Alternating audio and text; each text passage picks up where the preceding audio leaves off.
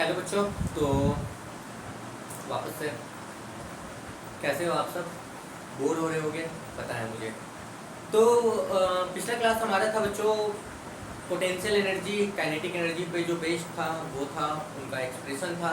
और आज का हमारा क्लास है कंजर्वेशन ऑफ एनर्जी।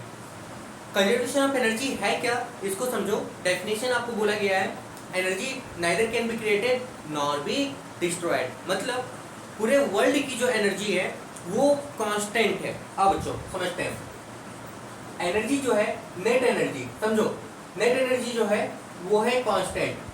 इसका मतलब क्या बच्चों? इसका मतलब ये है कि किसी आइसोलेटेड सिस्टम में, समझो किसी आइसोलेटेड सिस्टम में, आइसोलेटेड सिस्टम क्या होगा बच्चों? वो सिस्टम जिसमें बाहर से कोई एनर्जी ना आए या अंदर की एनर्जी बाहर ना जाए। जैसे ये मेरा कमरा, ये आइसोलेटेड सिस्टम हुआ। तो किसी आइसोलेटेड सिस्टम में जहां पे एनर्जी अंदर से बाहर या बाहर से अंदर ना आ जा सके, सिंपल सा मतलब एक सिस्टम में जो नेट एनर्जी होगी, नेट एनर्जी का मतलब there are the different types of the energy, solar energy, kinetic energy, potential energy, heat energy, thermal energy, geothermal energy. तो उस सिस्टम में जितनी भी एनर्जी है उन सब का सम क्या होगा? कांस्टेंट होगा। क्योंकि आपको पता है ये है एनर्जी कंजर्वेशन का थ्योरी। और इसके पहले हम लोग पढ़ के आए हैं conversion of energy. Conversion of energy क्या है बच्चों? तो कन्वर्जन ऑफ एनर्जी ये है कि एक फॉर्म की एनर्जी दूसरे फॉर्म में क्या हो जाती है? कन्वर्ट हो जाती है। आओ समझते हैं बच्चों। जैसे कि ये आपको पता है, ये है हीट एनर्जी। ये किसमें? इलेक्ट्रिकल एनर्जी में कन्वर्ट हो सकती है। आपको पता है इलेक्ट्रिकल एनर्जी हीट एनर्जी में कन्वर्ट हो सकती है। जैसे बल्ब एक एग्जांपल हो गया, हीटर एक एग्जांपल हो गया।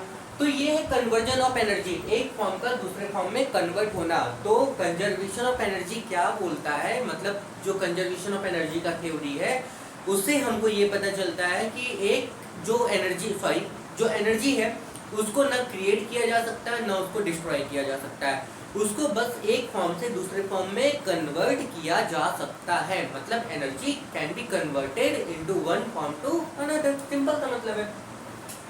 तो आज का हमारा क्लास है बच्चों इसी पे based theoretical expression verification of kinetic plus potential. ध्यान दो बच्चों, kinetic energy plus potential energy equal to constant. Suppose किसी सिस्टम में सिर्फ दो तरह की एनर्जी है। अगर उस सिस्टम में सिर्फ दो तरह की एनर्जी है तो हर केस में पोटेंशियल और काइनेटिक का जो सम होगा वो क्या होगा? कांस्टेंट होगा। मतलब वो चेंज नहीं होगा। यही है कंजर्वेशन ऑफ एनर्जी। तो इसको हम लोग वेरीफाई करेंगे, ठीक है बच्चों। तो ये इतना ही इंपॉर्टेंट है जितना आपका पहला मतलब पिछला टॉपिक था, उतना ही इंपॉर्टेंट ये भी है। इसलिए इसको देखते रहो, कॉपी पे नोट निकालो और नोट्स बनाना शुरू करो। और अगर इसमें पहली बार देख रहे हो तो इसके पीछे को जरूर देखो, क्योंकि अगर पीछे वाला नहीं देखोगे तो ये समझ में नहीं आएगा। चलो बच्चों इसको वेरीफाई करते हैं, फिर आपको यहीं पे बहुत अच्छे से समझा देंगे। हमने बताया यहाँ पे हमारे पास सिर्फ दो एनर्जी होगी, पोटेंशियल और काइनेटिक। आप बोलोगे सर क्या और एनर्जी नहीं होगी? होगी बच्चों। सिस्टम में जरूरी नहीं कि सिर्फ दो ही तरह की एनर्जी हो, और भी एनर्जी हो सकती है। पर हमने यहाँ पे दो ही एनर्जी लिया, मतलब एक ऐसा एग्जाम्पल लिया है जिसमें दो ही एनर्जी क्या होगी? कन्वर्ट होगी। अब बच्चों देखो यहाँ पे हमारे पास एक एग्जाम्पल ये है कि एक बॉल है, ये बॉल है। इस बॉल को हमने यहाँ से गिराया h हाइट ऊपर, कहाँ से? ग्राउंड से। मतलब ये बॉल जिसका मास कितना था? इसका मास था m किलोग्राम। इस बॉल को हमने यहाँ से मतलब ग्राउंड से, अगर ये ग्राउंड है, ये क्या है? ये ग्राउंड है। हमने ग्राउंड से इसको h हाइट ऊपर से क्या किया? इस बॉल को ड्रॉप किया। अब ये बॉल यहाँ से गिरना शुरू किया पुटुक से, पहले B पोजीशन पे आया, फिर यहाँ से गिरना शुरू किया पुटुक से, फिर कहाँ आ गया? C पोजीशन पे आ गया। मतलब H हाइट से ये बॉल कहाँ आया? ग्राउंड पे आया। कोई दिक्कत नहीं। पोजीशन आपके पास तीन है। पहला H हाइट ऊपर, A पोजीशन, ठीक है। दूसरा B पोजीशन जो कि ग्राउंड से कितना बच्चों? ग्राउंड से H माइनस एक्स, क्योंकि अगर इन दोनों के बीच का डिस्टेंस आप x मानोगे तो इन दोनों के बीच का डिस्टेंस क्या होगा? h माइनस एक्स, क्योंकि ये पूरा क्या है? h mathematical expression. परेशान नहीं होगा, मतलब दिक्कत नहीं हुआ होगा कोई, ठीक है बच्चों। तो ग्राउंड से h माइनस एक्स पोजिशन यानी कि B, और ग्राउंड का जो पोजिशन हो जाएगा वो हो जाएगा C। हमको तीनों पोजीशन पे देखना है क्या? काइनेटिक एनर्जी और पोटेंशियल एनर्जी का सम कितना आता है, ये हमको चेक करना। तो चलो चेक करते हैं बच्चों। सबसे पहले पोजीशन ए पे, एट पोजीशन ए पोजीशन पे बच्चों, अगर ए पोजीशन पे आप देखना चाहो तो देखो ये पोजीशन, इस पोजीशन पे बॉल रेस्ट में है, अभी मैंने बॉल छोड़ा नहीं है, बॉल क्या है रेस्ट में, ये मार्कर रेस्ट में, अब ये मार्कर अभी रेस्ट में है। तो यहाँ पे जब ये रेस्ट में है तो आपको पता है यहाँ पे वेलोसिटी इसका कितना हो जाएगा, जीरो। वेलोसिटी कितना होगा, जीरो। अगर वेलोसिटी जीरो तो आपको पता है काइनेटिक एनर्जी का फॉर्मूला होता है हाफ एम वी स्क्वायर, यहाँ पे वेलोसिटी क्या है, जीरो, यानी कि half m v square, v की जगह पे ये हो जाएगा जीरो का स्क्वायर, यानी कि ये पूरा टर्म क्या हो गया, जीरो। और ग्राउंड से ये h हाइट ऊपर है, आपको पता है ग्राउंड से ये, ग्राउंड से ये कितने हाइट ऊपर है, h हाइट ऊपर है, तो इसका जो पोटेंशियल एनर्जी हो जाएगा, ये जो पोटेंशियल एनर्जी हो जाएगा इसका फॉर्मूला क्या हो जाएगा, mg कितने हाइट ऊपर है, h। अब अगर इन दोनों का सम देखा जाए, kinetic energy plus potential energy का बच्चों, तो ये हो जाएगा काइनेटिक कितना था, जीरो, पोटेंशियल कितना हो गया, mgh, यानी कि टोटल जो हो गया वो कितना हो गया बच्चों, mgh। इक्वेशन 1, कोई दिक्कत नहीं बच्चों, क्लियर, यहाँ तक कोई परेशानी नहीं, ठीक है बच्चों, इसको मैं मिटा दे रहा हूँ। हाँ चलो, अब यहाँ से यही बॉल बी पोजीशन पे आ गया, बी, चलो एट बी, बी पोजीशन पे। अच्छा बच्चों, इस पोजीशन पे जब बॉल आया तो यहाँ पे इनिशियल वेलोसिटी u, ये कितना होगा, जीरो। इनिशियल तो जीरो ही होगा ना, इस पोजीशन पे बॉल यहाँ से चलना शुरू किया, यहाँ रेस्ट में था, यहाँ पे जीरो था, अब इस पोजीशन पे, ठीक है बच्चों। अच्छा, इस पोजीशन पे जो s आपका डिस्टेंस होगा, डिस्टेंस, इसने कितना डिस्टेंस कवर किया बच्चों, यहाँ से लेके यहाँ तक कितना डिस्टेंस कवर किया, x, कोई दिक्कत नहीं। आपको पता है यहाँ पे क्या पता है, एक्सेलरेशन कितना, अगर एक्सेलरेशन की बात करें तो एक्सेलरेशन कितना, g, नीचे की तरफ, अर्थ की तरफ, g, ठीक है बच्चों, g। हाँ, फाइनल वेलोसिटी की अगर बात करें, v1 मान रहे हैं बच्चों, वो हमको नहीं पता, तो फाइनल वेलोसिटी हम निकाल सकते हैं, निकाल लो।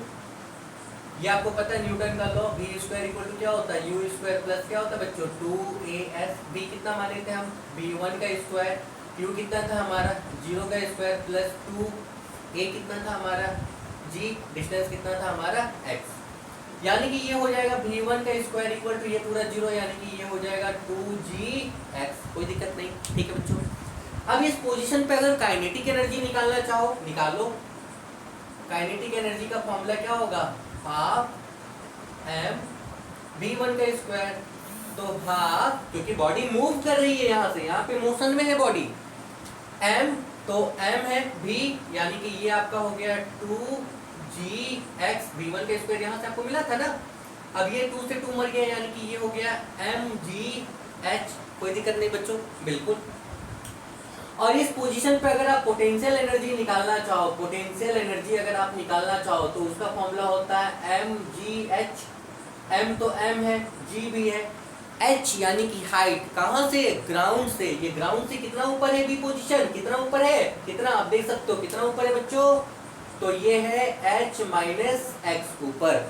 अब आपको निकालना क्या था बच्चों, सम, दोनों का सम करके देखेंगे, काइनेटिक और पोटेंशियल, काइनेटिक आपका ये था, पोटेंशियल ये है, चलो सम करके देखते हैं कितना निकलता है बच्चों,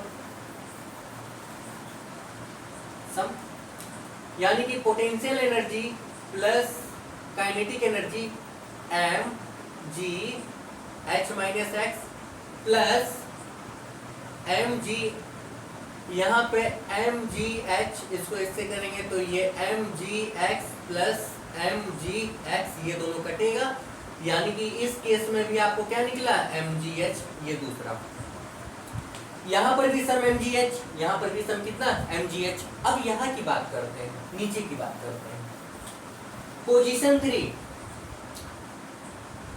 एट सी, यानी कि तीसरे पोजीशन पे, ठीक है बच्चों, तीसरे पोजीशन पे बात करते हैं, कोई दिक्कत नहीं यहाँ तक। अगर तीसरे पोजीशन की आप बात करना चाहो, आओ तीसरे पोजीशन की अगर आप बात करना चाहो तो देखो बच्चों, यहाँ पे पोटेंशियल एनर्जी कितनी होगी, अगर यहाँ की हम आपसे बात बताएं तो यहाँ की पोटेंशियल एनर्जी कितनी होगी, जीरो माना था ना हमने, ग्राउंड पे हमने क्या माना था, जीरो, तो पोटेंशियल एनर्जी कितनी हो गई, जीरो। ठीक है, ग्राउंड पे हमने जीरो माना था। जो हमारे इसके पहले की वीडियो में जो पोटेंशियल एनर्जी का कंसेप्ट दे रहे थे कि हमने ग्राउंड पे जीरो मानेंगे, मतलब हम ग्राउंड पे पोटेंशियल एनर्जी क्या करेंगे, जीरो मानेंगे। ठीक है, काइनेटिक एनर्जी के लिए आप निकालो U क्या होगा, जीरो, वही यहाँ से बॉडी यहाँ आ रही है। V2 नहीं पता, यहाँ का वेलोसिटी हमको नहीं पता। ठीक है बच्चों, एक्सेलरेशन कितना होगा, g एक्सेलरेशन से ये नीचे आ रही है। और अगर हम आपसे पूछे कितना डिस्टेंस इसने कवर किया यहाँ से यहाँ तक, तो आप बोलोगे सर कितना डिस्टेंस कवर किया, h डिस्टेंस कवर किया।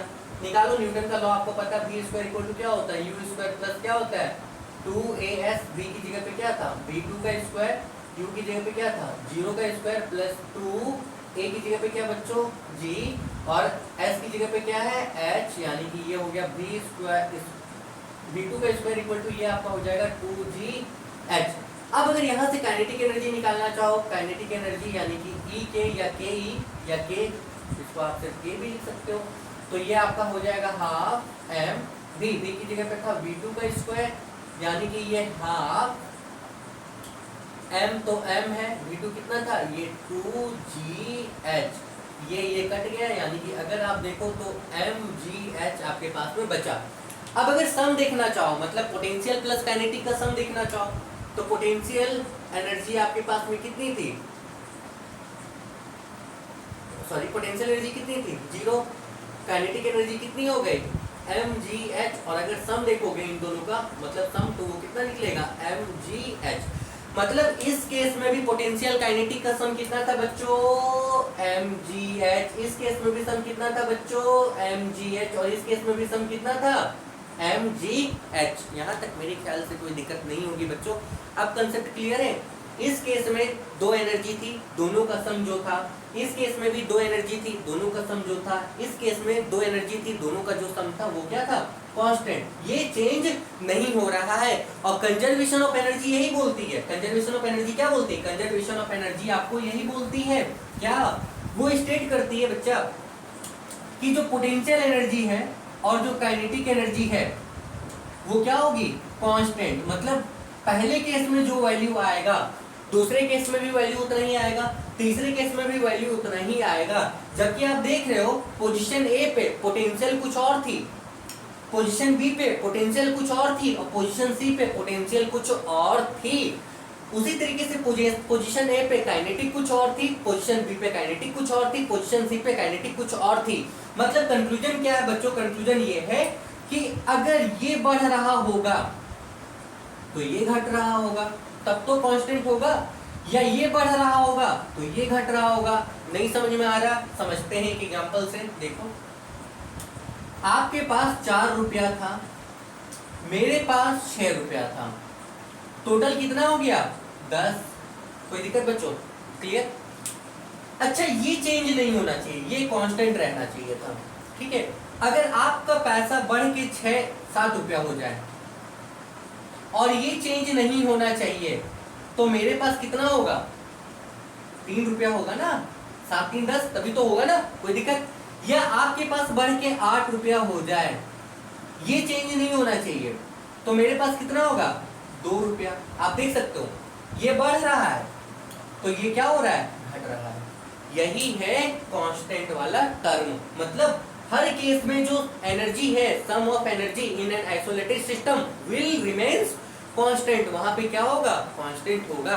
और हमारा जो कंसेप्ट था इसका पोटेंशियल और काइनेटिक का जो वेरिफिकेशन था, ये इतना ही थ्योरेटिकल वेरिफिकेशन है बच्चों, काफ़ी ज़्यादा इंपॉर्टेंट है एग्जामिनेशन के व्यू पॉइंट से और आपके नॉलेज के व्यू पॉइंट से। फिर इसी का एक पेंडुलम वाला एग्जाम्पल आपको दिया गया है बुक में, वो पेंडुलम वाला एग्जाम्पल आप क्या करोगे, पढ़ लोगे। और हमारे पास अब कुछ विशेष बचा हुआ यहाँ पे नहीं है, एक और कंसेप्ट बचा हुआ आपके बुक का। वो कंसेप्ट क्या था, वो कंसेप्ट पावर का था, वो टॉपिक मैंने छोड़ दिया था। पावर क्या होता है, तो पावर का डेफिनेशन बोलता है रेट ऑफ डूइंग वर्क। देखो बच्चों, रेट ऑफ डूइंग वर्क, इसी को हम लोग क्या बोलते हैं, पावर बोलते हैं। यानी कि पावर इक्वल टू क्या होता है, वर्क बाय क्या, टाइम। पावर का जो ऐसा यूनिट होगा बच्चों, इसका जो ऐसा यूनिट होगा वो होता है वॉट। यानी कि वॉट इक्वल टू वर्क का क्या होता है बच्चों, जूल, टाइम का क्या होता है सेकंड। उसी तरीके से यहाँ पे आपसे पूछ लिया जाएगा, डिफाइन करना है। क्वेश्चन आपके पास में क्या होगा बच्चों, यहाँ पे क्वेश्चन आपके पास में होगा define 1 watt power, 1 watt power को डिफाइन करना है। तो 1 वाट का पावर क्या होगा, 1 वाट का पावर क्या होगा, जब 1 सेकंड में 1 जूल का वर्क डन हो तो उस पावर को हम लोग क्या बोलते हैं, 1 वाट का। ये एक छोटा सा टॉपिक है बच्चों, यहाँ पे ये बहुत ज़्यादा इम्पॉर्टेंट नहीं है, हालांकि इस पे जब न्यूमेरिकल्स हम बनाएंगे तब इम्पॉर्टेंट हो जाएगा। अब बच्चों एक और याद रखो, यहाँ पे याद क्या रखना बच्चों कि पावर का और जो बड़ा बड़ा यूनिट होता है वो आपका होता है, मतलब इसका जो बिगेस्ट यूनिट होता है या बिगर यूनिट जो होता है, वो बिगर यूनिट क्या होता है, एक आपका होता है किलोवाट, ठीक है बच्चों। उसके बाद आप पावर का जो यूनिट होता है वो एचपी भी होता है, एचपी मतलब हॉर्स पावर होता है, और 1 एचपी इक्वल टू होता है 746 वाट। तो ये कुछ बेसिक सा चीज है, इसको आप क्या करोगे, पढ़ लोगे, और इस चैप्टर का जितना भी इंपॉर्टेंट न्यूमेरिकल्स होगा वो 1 या 2 क्लास में आप लोगों को खत्म करा दिया जाएगा। उसके बाद जब आपके एग्जाम्स आएंगे तब हम फिर क्या करेंगे, रिवीजन क्लासेस को चालू रखेंगे। तब तक के लिए ऑल द बेस्ट, और देखते रहिए, पढ़ते रहिए, अच्छा लगे तो जरूर शेयर कीजिए। Have a good day.